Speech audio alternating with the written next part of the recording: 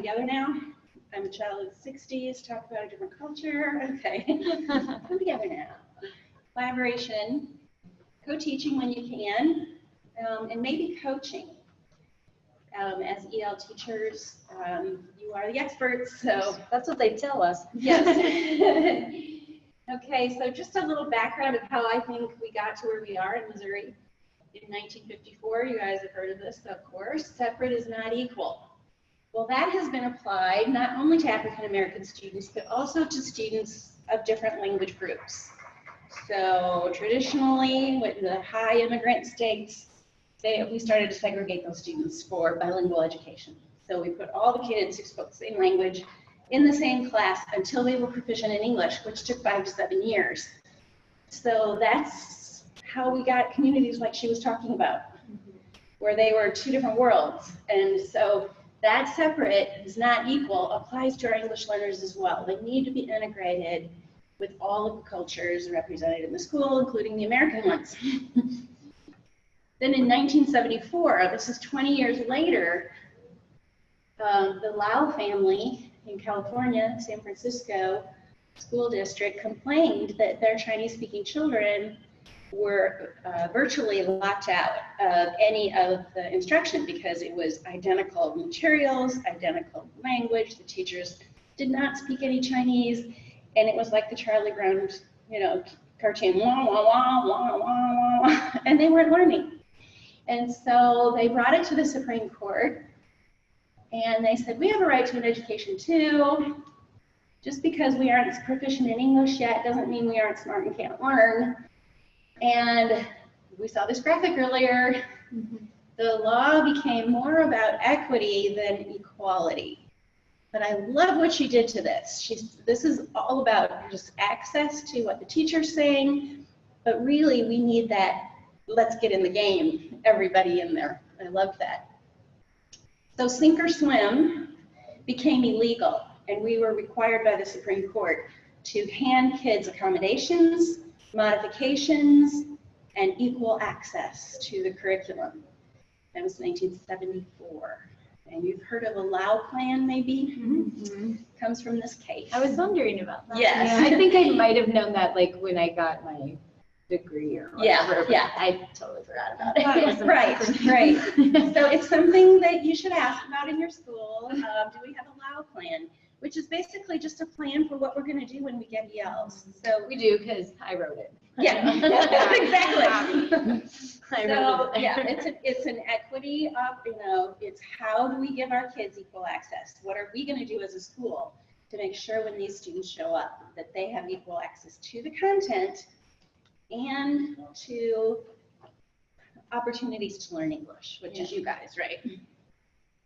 So then there was another case that isn't as well known, 1981. It's the Castañeda v. Pickard, and it took place in Texas, I believe. The Castañeda family brought the suit against the district based on Brown v. Board, and they said, wait a minute, our kids just have a Spanish last name, and they're throwing them into this bilingual program, and they're already proficient in English. So it was total discrimination based on the student's name and skin color, probably. I feel like we still almost kind of yeah.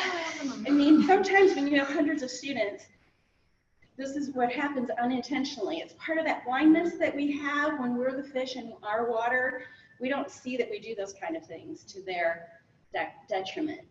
So anyway, along with deciding that, yeah, that was wrong, it was a violation of separate education is not equal, they also came up with this three-prong test. So this is part of our civil rights legislation now in the U.S. Department of Education, as long as it's still intact. So we have to have a sound theory, okay? We can't just say, oh, we're going to just have a little tutor over here. You're a tutor, let's go tutor them. Do what you do. That's not based on a sound theory of education for second language learners. You have to implement it then with fidelity. Once you have your theory, you've got to do it right. You have to have enough teachers to implement what you say you're going to do. And then the test of all of that is, are you getting results? So, I seem to be stuck. No. Okay, So if you're getting results, i.e. your kids are growing in English, within a reasonable time they become proficient in academic English as measured by the Access for ELs test, and they close the achievement gap. That's what we mean by results. That's how you can tell if your program is adequate or not. So yeah, then we had No Child Left Behind, and then now ESTA, which is the Every Student Succeeds Act that replaced No Child Left Behind in 2017. The WIDA Consortia was charged with developing standard English language proficiency standards, okay, standardized by the fact that they would be defined and the particular levels would be defined, and then every state in the consortia, Missouri joined in 2010, will design their EL curriculum around these 5 standards, okay? The Access for EL test tests those 5 standards. And then we have now the computer assessment as well. So our kids are expected to get these computer skills to be able to give a true and valid result on this computerized test. When you have that Burmese student who hasn't been in school in their whole lives, and we're putting them on a computer and expecting to get equitable results. So, Especially if they're speaking. yes, Mm-hmm. we've seen that across the They state. all look at me like, I have to talk to this computer. Yeah. So the 5 things that we have to teach our students at school to give them that equitable access to language are these things: social and instructional language, and we're really good at this, especially our EL teachers, because all of us are trained how to do this. So it's those are examples of that kind of language. And we're also pretty good at this, the language of language arts, because many of us were language arts majors, you know, English majors before we went into EL, and a lot of us are quite competent with this language. But then they threw us for a loop. And on the access test, they're testing in speaking, listening, reading, and writing the language of math. And it's not just plus and minus, it's the language of math at that grade level. So we give the test in grade level clusters. And that's pretty tough, especially if you weren't great at math as the EL teacher. Oh, not only that, language of science is on our plates at the grade level. I'll never forget my first student in Illinois when I was the pre-K-12 EL person traveling around. AP chemistry, a Punjabi speaker, a brilliant science student. We had him in the advanced placement chemistry, and I couldn't support that language. I didn't know it myself.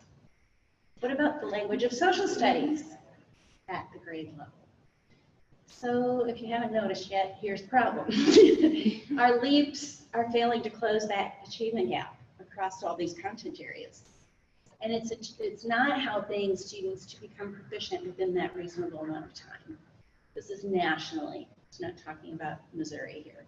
Many K-12 schools do not provide ELs with appropriate opportunities to learn both content and academic language. This is coming from 2017. This is a really massive document, but it's incredibly telling. It really shows you a lot of stuff there, and it's free to download. About a 350-page document, but that's where those 2 things came from.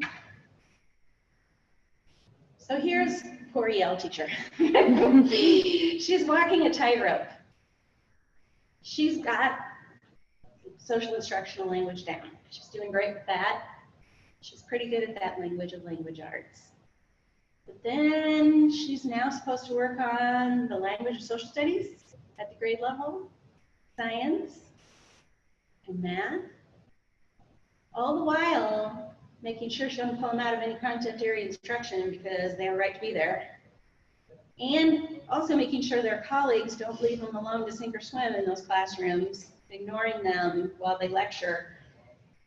And either way, if she falls either side, she's in violation of civil rights for that student. But it's not just her. It's her school, and it's her district who's setting this up to fail, right? So we need some shared responsibility, accountability, and professional development. And when we get that, those three things together, then ELs succeed. Oops, the video didn't play. That's all right. There we go. Really loud. Okay, so all represent our English learners. All four people keep their eye on that particular ball. All of them are doing whatever it takes. They're not looking at each other, not blaming each other, to be able to do this sophisticated kind of juggling. They have to keep their eyes. I mean, it never moves. None of them move their eyes off of that particular ball. You got the idea. There's one, I want you to see this one girl. It's about 1 minute. Can you see where it's like 1 minute 20? Yeah, forward to, or start right there. That girl, look what she does. She's going to do anything to keep that ball from falling. And that's the kind of commitment we need from all educators in our school. Okay, we have that. All right. So John Hattie, Dr. John Hattie is an Australian researcher, and he has done meta-analysis about what we do at school that helps students and how students are growing. So developmental effects, kids are just being alive on the planet, they're going to grow. So that yellow box represents how much they grow in academics. Typical teacher, traditional teacher impact is getting us to a 0.3. But really for students to make 1 year's growth for 1 year of instruction, we need to get it at a minimum of 0.4. Okay, so we have to get to that green. So we have to find out what instructional practices are really going to help students. But we know our English learners need to make at least 1.5 years growth for every 1 year that they're in school if we want them to be able to be proficient within 5 years. Okay, they have to do a ton. They have to learn English and academics, and it's really tough. But when we have this thing called collective teacher efficacy, this is the teacher's shared belief that through their collective action, just like the girls juggling, when they're working together, they can positively influence student outcomes, including impacting those who are disengaged and or disadvantaged. The effect size of that, when we have really well-functioning professional learning teams focused on student needs, is 1.57. So that is getting almost 3 years of impact for 1 year of instruction when we all get focused on the same goal. Pretty amazing. So regardless of your EL program, you need some school-wide collaboration, and we also know that you need to be incorporating home languages as much as you possibly can. Then pull-out works, push-in works, sheltered instruction works, co-teaching works. As long as you have those two things in there, that program can work for kids. There are 2 other categories of programs that are not implemented very broadly in Missouri. In Kansas City, we do have a 2A dual language immersion program, I think in Kansas City Public Schools. And that one, when well implemented, remember our 3-prong test has to be well implemented and get results. Dual language is hard to implement well, but when it is, it's incredible. So here's your sample EL, high school EL schedule. The yellow represents when the EL teacher works with the students directly. This is a real school in Missouri, 1 ESL certified teacher for 67 students, K-12. Not uncommon, believe it or not. It's a small district, though, 4 buildings instead of 25 buildings or something. But if we take away one of the study hall times with that student, and instead we meet with that physical science teacher for co-planning for when we're going to be in there on Fridays, what happens is over time, this physical science teacher incorporates the language of science into all physical science teaching. So that same student gives up the half hour on Wednesday afternoon to be able to get 2 additional blocks of language support built into their day. If we add a 9th grade ELPLC, so all the 9th grade teachers who have an English learner, and we help them integrate language development, look what happens. We get our language of math. We get our language of language arts. We get our language of social studies. If we meet with our PLC specials teachers once a week, art and choir and PE integrate the social instructional language. Not overnight, okay? I know that, but it's over time as we regularly collaborate with these teachers. That can happen. And if we did that at each of the grade levels, not just 9th grade, the yellow would be there for our other students as well. If we work with our world language teachers, and instead of putting our 9th graders who speak Spanish at home into Spanish 1, we create a heritage language class for them. We can build on their strengths with oral Spanish, and they can become highly proficient in Spanish. So that's what it looks like at the end. Look at all the yellow. Elementary, it's a similar idea. We add in some collaboration, and gradually we end up with a lot of yellow for that particular 2nd grade student. This isn't something that happens overnight, but as classroom teachers are empowered with skills and professional development along with their EL people, then we can really make a difference for kids. So I always recommend think 1 to 4. For every 4 hours you're going to be working with a student, make sure you're collaborating with the teacher for 1 hour. If you're going to co-teach, you need an additional co-planning time. And this takes administrative. Yes, so we can share this with our. Yes, absolutely. It's a Google presentation. I'll give you the link. We would like this. Yeah.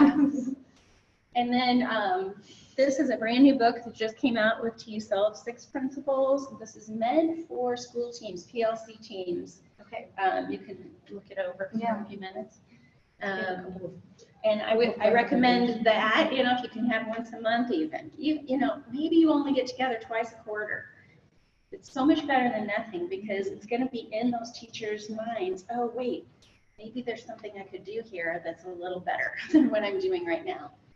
This is the graph that shows you what happens when we do the green one up there, the highest one. That's two-way immersion well implemented. This is over time. So at the beginning in 1st grade, when we do pull out, it works great, but it never gets them to the 50th percentile. And then we exit them. So they fall off. And by 12th grade, they're functioning well below grade level. So that's a really interesting chart. This is Collier and Thomas, 2009. So anyway, we want to incorporate home language no matter what we do. This is a quote from the U.S. Department of Ed for early learners. Dual language learners are pre-K to K2. And they make the point that every kid deserves this bilingual advantage. And translanguaging is a process by where even monolingual teachers can incorporate students' home languages. There's this, when you get this presentation, that link, there's a link to Translanguaging so you can learn about it and what it looks like in an English-only environment. So I love this graphic. Teaching bilinguals, even if you're not one, because we cannot be bilingual in all of the languages of our students. So if you don't speak their languages, you can learn a few words and phrases. You can use bilingual, multilingual books, magazines, materials with audio. And you can use lots of words and predictable formulas in English so that the parents especially can, you know, not have to wade through a lot of words. They could just, and using, that's the URL for where this information comes from. But you know, what we often don't realize is that our families know the child's home language best.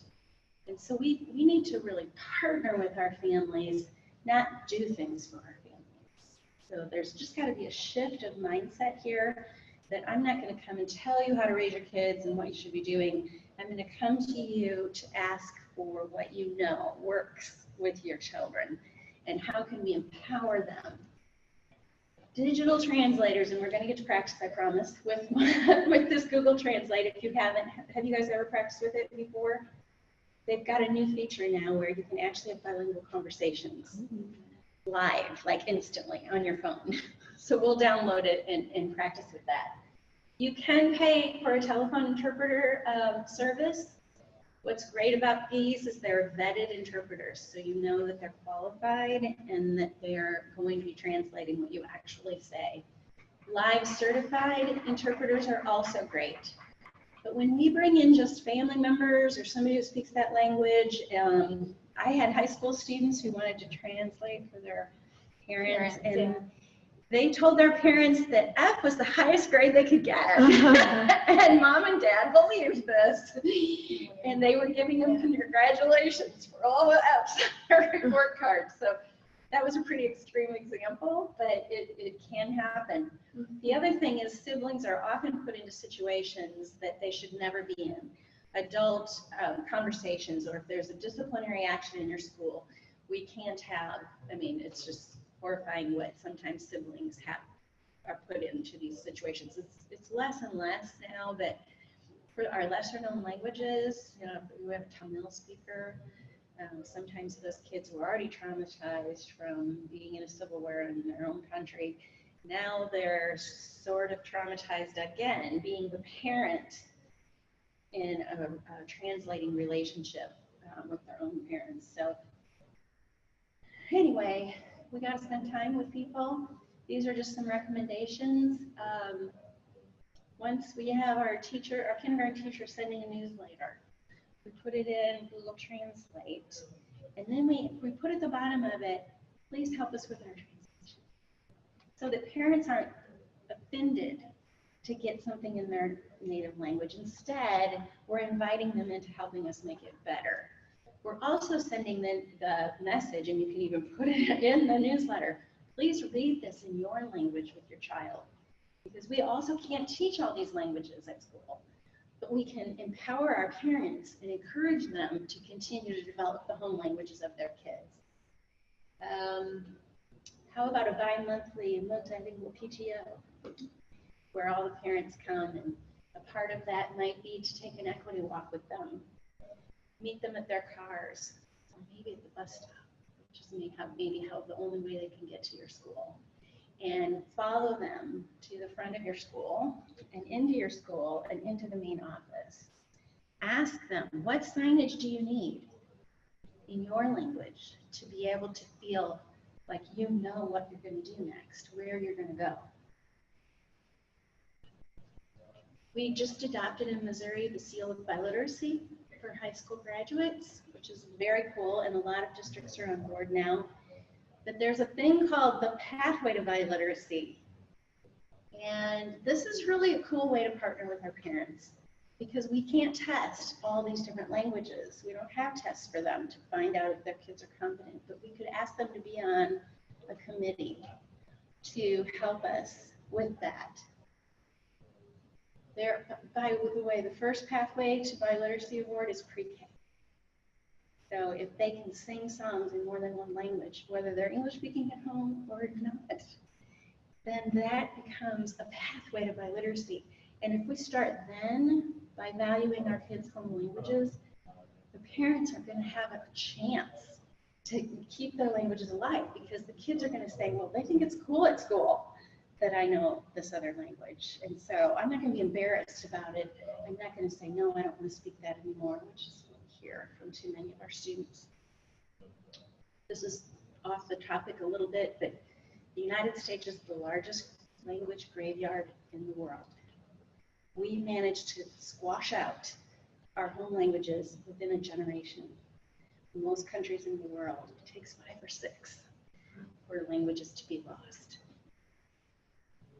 Go on a home visit or to a place of worship, to go 2 by 2, bring your science teacher.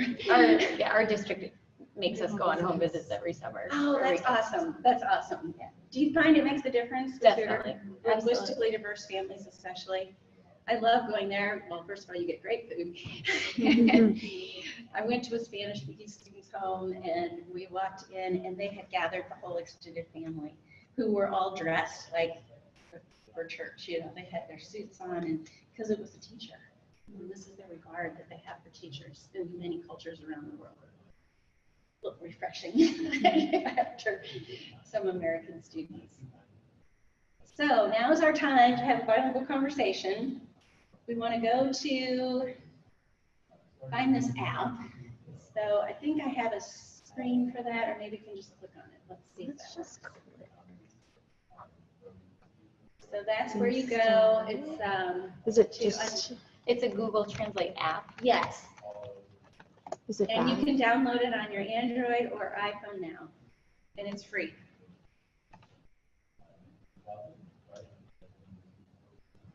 Oops. Oh.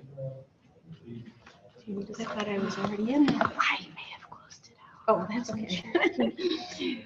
What is it? It's just this Google Translate. That one. Yeah.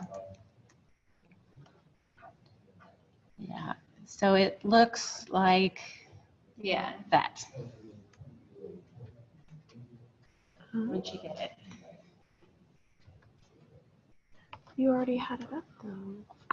I already have it downloaded onto my phone. And so this is where I'm really glad that we're such a small group, because I can show you how it works on my phone. It does, yeah. How much time do we have? Oh, we have 30 minutes. Okay, so we can practice But this. also, I mean, this is the last slot of the day, so you could take as long as you need. Okay. Let's see here.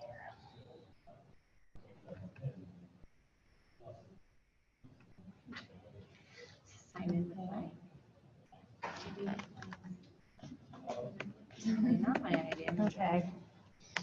So we can do it online.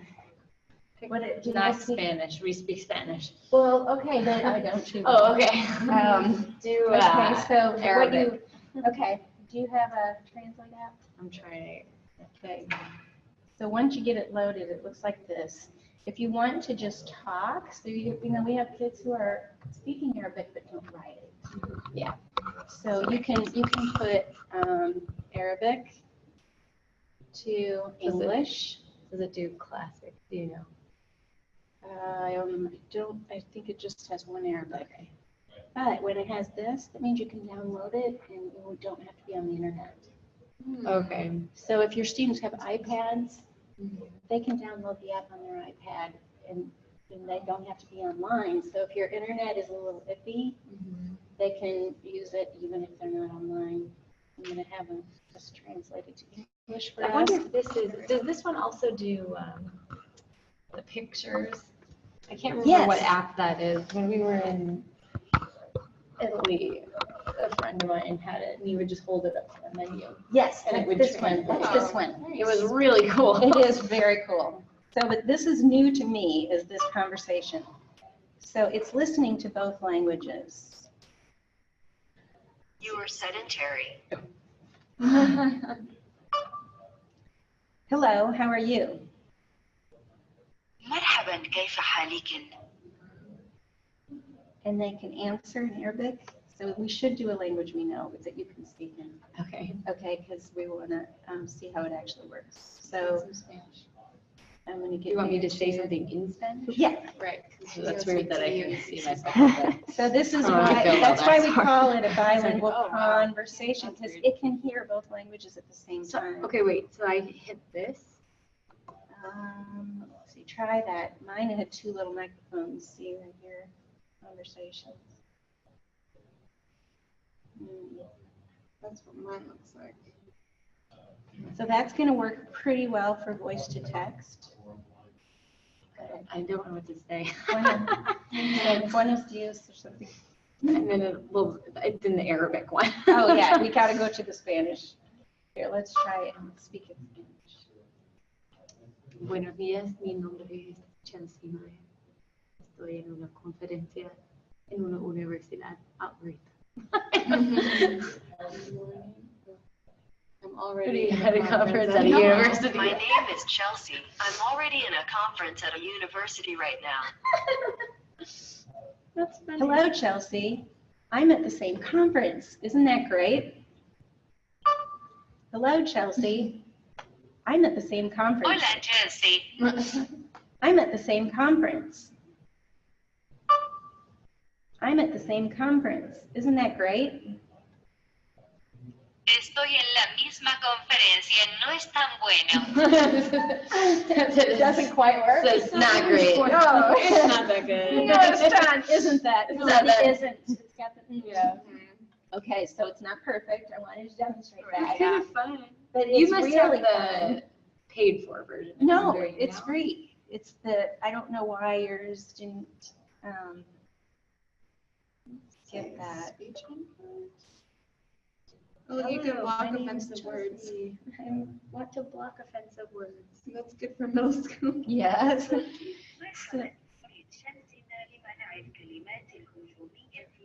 How did you do it? I don't know. I just Where did you go? clicked it. It was fun. Where did you go though?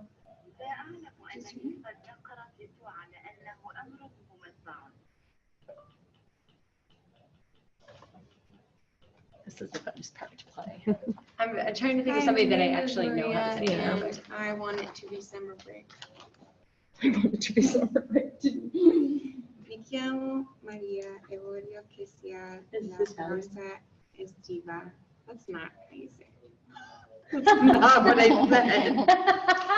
So what, okay, so people say, we're not going to use Google Translate because it is so wrong sometimes.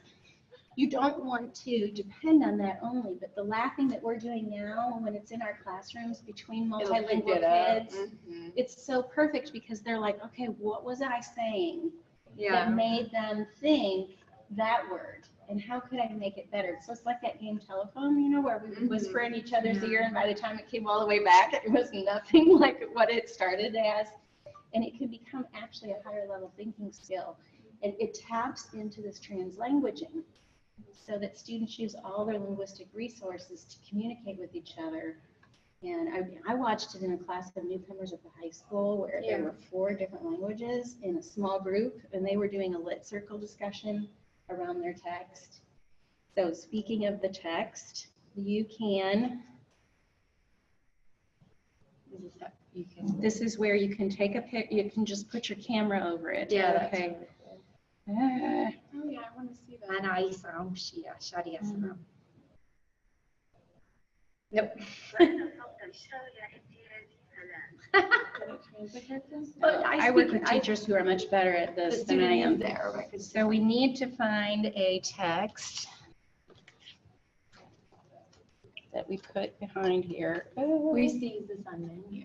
Yes, yes, and you can do this on a menu. If I can get some text that actually. Yeah, I forgot that it was. Nah, But it doesn't do it Thank for all you. of them. Like Have it doesn't something do it for covering your Arabic because it's so camera. many. I think I would have to take mine out. It has to have letters that are similar. Oh, okay. There's something wrong. Oh, I see. I'm covering this.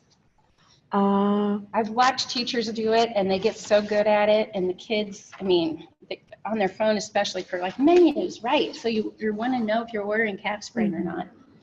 In Germany, that's a delicacy. Yeah. You can just hold this over the text and it translates it. Italian was so close to Spanish, I wasn't too worried about it, but my friend who stayed with us Yes. didn't know, so he was like going around and holding it. Maybe it would work better on this. So, Whoa, isn't that crazy? That is so cool. I know.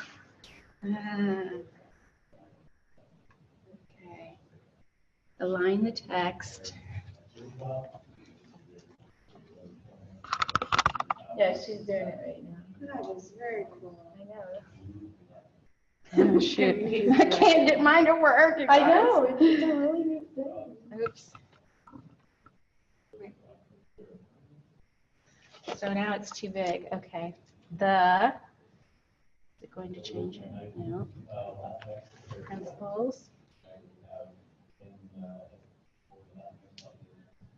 Yeah, well, you guys got it to work better than me.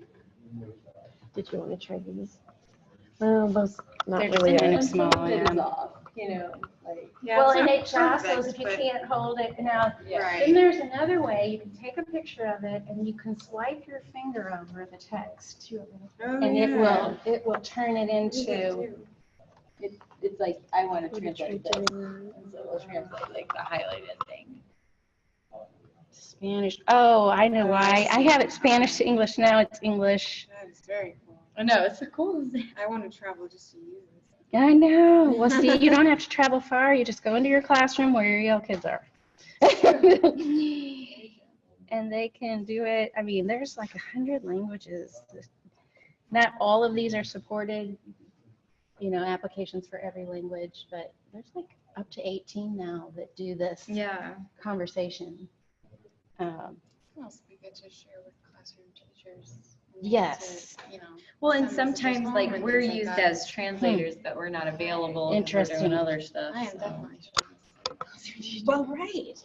And then when they're in there, you know, if you have a budget, instead of hiring a teacher's assistant, get every kid an iPad. Download this app to it. And then when they go to science class or AP chemistry, they can hold their iPad up and read their text. These kids are smart. And, you know, if they're able to, if they've been, you know, educated at all in their home languages, they can read it or they can copy it and play it. So that text to voice. So I might be highly competent in oral language, but for example, like Chinese, I don't read it. You know, if I've been here since kindergarten, I only learned to read in English, but I still speak Chinese at home with my grandmother.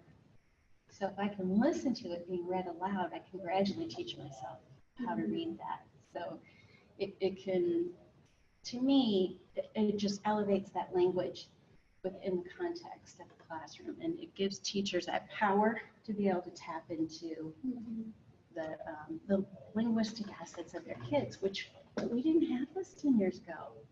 In fact, we didn't have this translate thing 6 months ago. You know, so that is, that's the exciting part. Yeah, super exciting. Okay, we're going to go back to our presentation.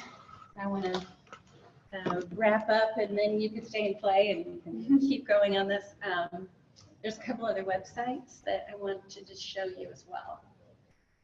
Okay, this is translating in sheets. There's a little formula for, you know, like in a Google Sheet, it's like an Excel document. You can help kids make their own personal dictionary with a formula using the Google Translate. So I could put all the English things I don't know, and it'll automatically translate them because I could put the formula in the second row all the way down. So they can create their personal phrase book in sheets.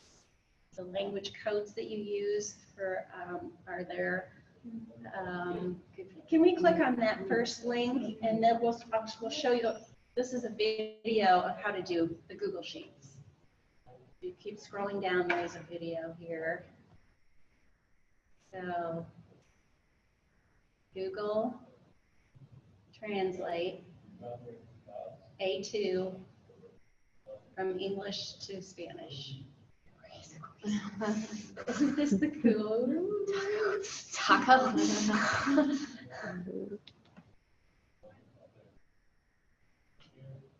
So we can do it either direction.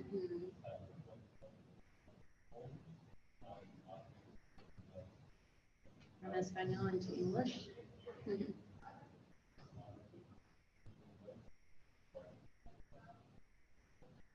think it's just replaying now, but so it's that fast though. You have to be able to put that little formula in, and then that second link is you'll get again access to this presentation. That's all your codes for all your different languages. So literally 100 languages you can put in there and make.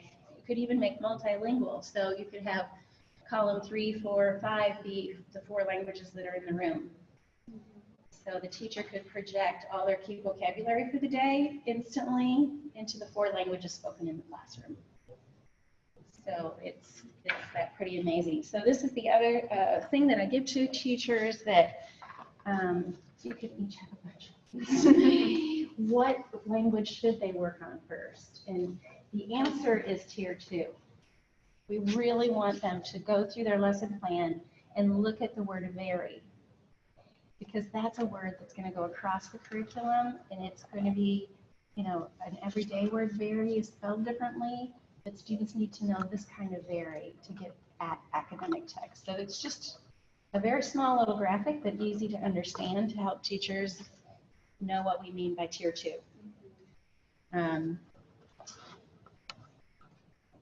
So let's get back to the presentation. There we are. And this is my slide, my life slide. I've been using this since 1985 when I first started working with diverse kids. We must never wipe out or deride the differences amongst us, for where there is no difference, there is only indifference. And there's my contact information. If you send me an email, then I can send you the link to everything. Please. There was that one other, the Canada school. Yeah, that's still up, so I can. Yeah, if we can go to that quick. Yeah. That's the end of the presentation part, but I want to show you this Canadian school. And here's a handout. The first page of this is coming from the Thornwood School that developed this. Okay, there's this many languages spoken in one elementary school. And so they decided to have their first graders write books because they couldn't find bilingual books in all these languages. So it's by their names, Coming to Canada, click on that one. So it's in English and Arabic. And it's got pictures that they find. And it's their immigration story. I was 6 years old when I came to Canada.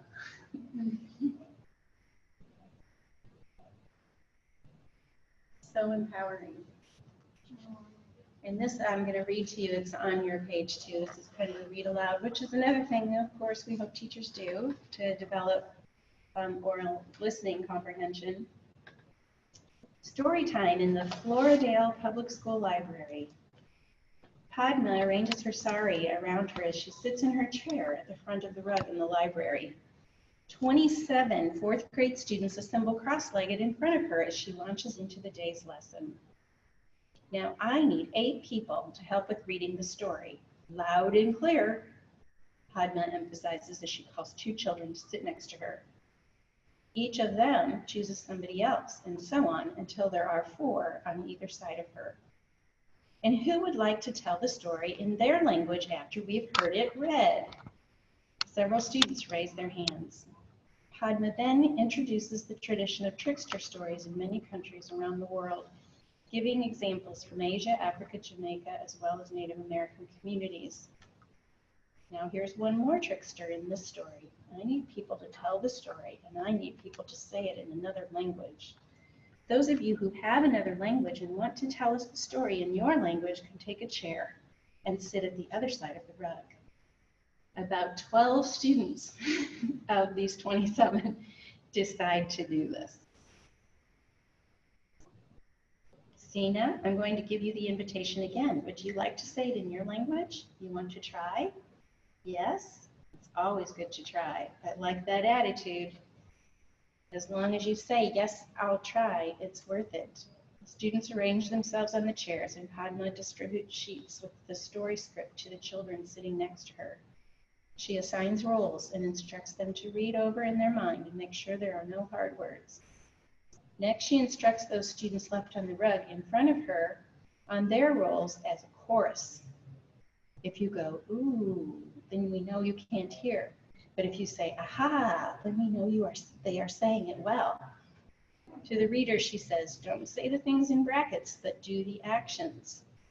Do the actions, repeat the children. Are we ready? Do we all have our listening ears? Do we all have our translating tongues?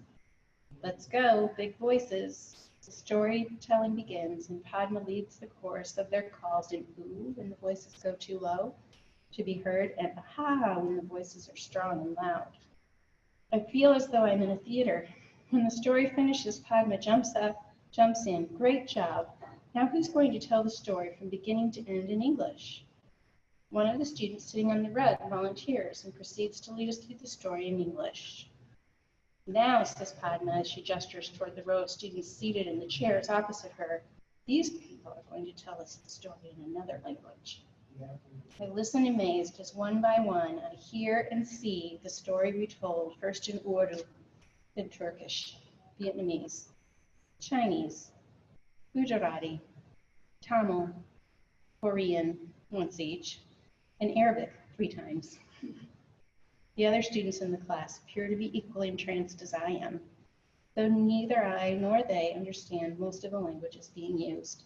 It is captivating to see the same story repeated with new or sometimes the same gestures while the words to express the action changes. When the last in this sequence of performances has come to a close, Padma directs the students to check out the library books they will take out and invites the next class that has just arrived to replace this one on the rug. Just a regular story time. Yeah, that's neat. In a multilingual school. What I love about this school is it's a real place with just an inspired first grade teacher who decided that her students' languages were really valuable assets. And so gave them courage to try, at least to try. Now I'm really done. Yeah, I liked that. This Well, is thank all you. great information. Thank you very much. Well, and here is some suggestions about coaching. Yeah. We are adding that as a model in Missouri. We're going to be training coaches starting next year who are EL certified teachers, basically. Right. And then if you have a school that's a low incident or a grade level that's a low incident and you can't spread yourself so thin, you can meet with the teacher once a week and bring them through coaching cycles so that that same collaboration, we can get the yellow going in their classroom too, even though we can't get there every day, you know, because there's too many kids. Right. Physically, we can't be everywhere. So Right. that's it. The Thank end. you for that presentation.